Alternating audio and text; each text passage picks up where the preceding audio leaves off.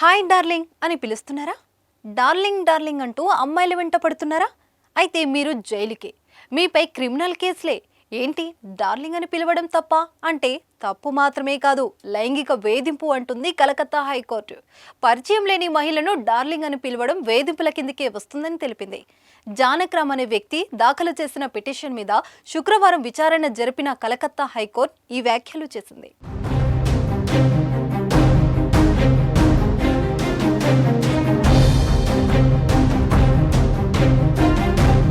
కొంతమంది అబ్బాయిలు ఆడవారిని డార్లింగ్ అని పిలుస్తారు. వారితో ఉన్న చనువు కారణంగా ఇలా మాట్లాడతారు.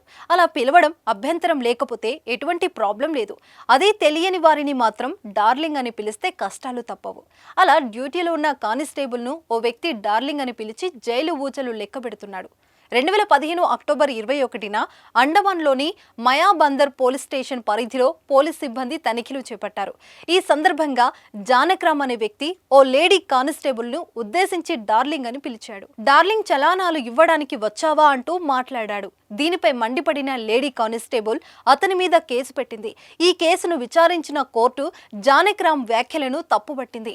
నైట్ డ్యూటీలో ఉన్న లేడీ కానిస్టేబుల్ ను పట్టుకుని తాగిన మత్తులో ఇలాంటి వ్యాఖ్యలు చేయడం ఆగ్రహం వ్యక్తం చేస్తూ జానక్రామ్ 3 నెలలు జైలు శిక్ష విధిస్తున్నట్లు ప్రకటించింది. దీంతో కోర్టు విధించిన జైలు శిక్షను సవాల్ చేస్తూ జానక్రామ్ హైకోర్టును ఆశ్రయించాడు. 2023 ఏప్రిల్లో జ్యుడిషియల్ మెజిస్ట్రేట్, 2023 నవంబర్లో అదనపు జిల్లా జడ్జి కూడా జానక్రామ్ను దోషిగా తేల్చారు. దీంతో జానక్రామ్ కలకత్తా హైకోర్టును ఆశ్రయించగా జానక్రామ్పై దిగువ కోర్టులు ఇచ్చిన తీర్పుతో కలకత్తా హైకోర్టు ఏకీభవించింది.